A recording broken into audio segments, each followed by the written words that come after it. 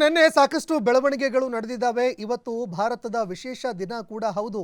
ಯಾಕಂದ್ರೆ ಇವತ್ತು ಬಜೆಟ್ ಮಂಡನೆ ಆಗ್ತಾ ಇದೆ ಕೇಂದ್ರ ಸರ್ಕಾರದ್ದು. ಅದರಲ್ಲೂ ಭಾನುವಾರದಂದು ಮಂಡನೆ ಆಗ್ತಾ ಇರುವಂತಹ ಐತಿಹಾಸಿಕ ಎರಡನೇ ಬಜೆಟ್ ಇದು. ಇನ್ನು ಇವತ್ತಿನ ಪ್ರಮುಖ ಸುದ್ದಿಗಳು ಏನೇನು ಅಂತ ನೋಡೋದಾದ್ರೆ ಮೊದಲಿಗೆ ನಾವು ಕನ್ನಡಪ್ರಭ ಪತ್ರಿಕೆಯನ್ನ ತೆಗೆದುಕೊಳ್ತಾ ಇದ್ದೀವಿ.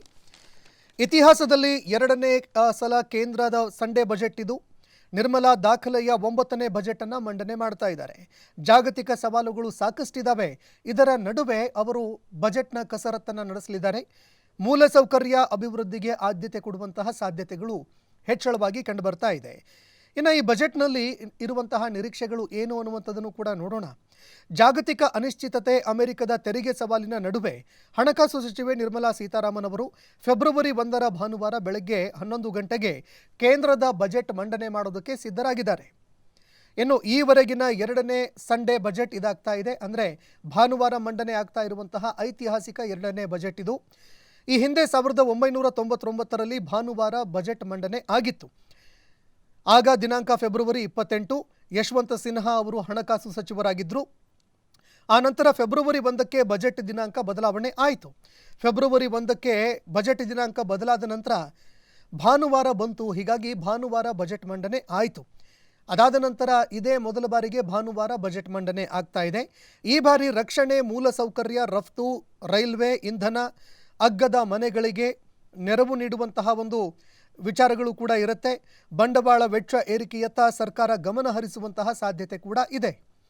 ಇದರ ಜೊತೆಗೆ ವಿಶ್ವದ ಅತಿ ವೇಗದ ಆರ್ಥಿಕತೆಯ ಪ್ರಗತಿ ಏನಿದೆ ಅದನ್ನು ಕಾಪಾಡಿಕೊಳ್ಳೋದಕ್ಕೆ ವಿವಿಧ ಕ್ರಮಗಳ ಜೊತೆಗೆ ಸಾಮಾಜಿಕ ಕಲ್ಯಾಣ ಯೋಜನೆಗಳೇನಿದ್ದಾವೆ ಅದನ್ನು ಕೂಡ ಈ ಬಾರಿ ಕಾಯ್ದುಕೊಂಡು ಹೋಗುವಂತಹ ಸಾಧ್ಯತೆ ಹೆಚ್ಚಳವಾಗಿ ಕಂಡುಬರ್ತಾ ಇದೆ. ಇದರ ಜೊತೆಗೆ ವಿತ್ತೀಯ ಶಿಸ್ತಿನ ಮೇಲೂ ಕೂಡ ಸರ್ಕಾರ ನಿಗಾ ಇರಿಸುತ್ತೆ. ಇನ್ನು ಕೋವಿಡ್ ಸಮಯದಲ್ಲಿ 9.2ಕ್ಕೆ ಏರಿಕೆಯಾಗಿದ್ದಂತಹ ವಿತ್ತೀಯ ಕೊರತೆ ಸಮಾಧಾನಕರ ಅನ್ನಬಹುದಾದಂತಹ 4.4ಕ್ಕೆ ಇಳಿಸುವಷ್ಟರಲ್ಲಿ ಸರ್ಕಾರ ಯಶಸ್ವಿ ಕೂಡ ಆಗಿದೆ. ಅಂದರೆ ವಿತ್ತೀಯ ಕೊರತೆ ಕೋವಿಡ್ ಸಂದರ್ಭದಲ್ಲಿ ಜಾಸ್ತಿ ಆಗಿತ್ತು, ಅದು ಈಗ 4.4ಕ್ಕೆ ಇಳಿಕೆ ಆಗಿದೆ. ಇನ್ನು ಈ ಬಾರಿ ಬಜೆಟ್ನಲ್ಲಿ ಇರುವಂತಹ ನಿರೀಕ್ಷೆಗಳು ಏನು? ಹಾಗಾದರೆ ಆದಾಯ ತೆರಿಗೆ ಮಿತಿ ಪರಿಷ್ಕರಣೆ ಮಾಡುವಂತಹ ಸಾಧ್ಯತೆ ಇದೆ. ಜೊತೆಗೆ ಅದನ್ನು ಸರಳೀಕರಣಗೊಳಿಸುವಂತಹ ಸಾಧ್ಯತೆ ಕೂಡ ಇದೆ. ಈ ಮೂಲಕವಾಗಿ ಯಾರ್ಯಾರು ತೆರಿಗೆ ಪಾವತಿ ಮಾಡ್ತಾ ಇದ್ದಾರೆ ಅವರಿಗೆ ರಿಲೀಫ್ ಸಿಗುವಂತಹ ಸಾಧ್ಯತೆ ಇದೆ.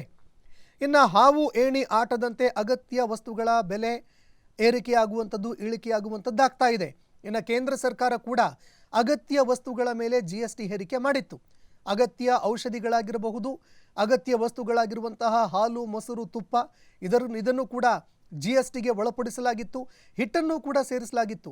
ಅದನ್ನು ಈ ಬಾರಿ ಕೈ ಬಿಡುವಂತಹ ಸಾಧ್ಯತೆಗಳು ಕೂಡ ಕಂಡುಬರ್ತಾ ಇದೆ. ಇನ್ನು 2027ಕ್ಕೆ ವಿತ್ತೀಯ ಕೊರತೆ 4.4ಕ್ಕೆ ಇಳಿಸುವಂತಹ ಗುರಿಯನ್ನು ಕೇಂದ್ರ ಸರ್ಕಾರ ಹೊಂದುತ್ತಾ ಇದೆ. ಸಾಲದ ಮೊತ್ತ GDPಯ 50% ಮೀರದಂತೆ ಆ ಮಿತಿಯನ್ನು ಡೆಡ್ಲೈನ್ ಆಗಿ ಪರಿಗಣಿಸುವ ಸಾಧ್ಯತೆ ಇದೆ. ಇದರ ಜೊತೆಗೆ ಬಂಡವಾಳ ಹೂಡಿಕೆ 13% ವೃದ್ಧಿಸೋದಕ್ಕೆ ಕ್ರಮ ಕೈಗೊಳ್ಳೋ ಸಾಧ್ಯತೆ ಇದೆ. ರಕ್ಷಣಾ ಕ್ಷೇತ್ರದಲ್ಲಿ ಸ್ವದೇಶಿ ಆಮದು ಅದರ ಮೇಲೂ ಕೂಡ ಕಣ್ಣಿಡುವಂತಹ ಸಾಧ್ಯತೆ ಇದೆ. ಇನ್ನು ಟ್ರಂಪ್ ತೆರಿಗೆಗೆ ಸಿಲುಕಿದಂತಹ ಜವಳಿ ಆಭರಣಕ್ಕೆ ಆದ್ಯತೆ ಕೊಡುವಂತಹ ಸಾಧ್ಯತೆ ಇದೆ.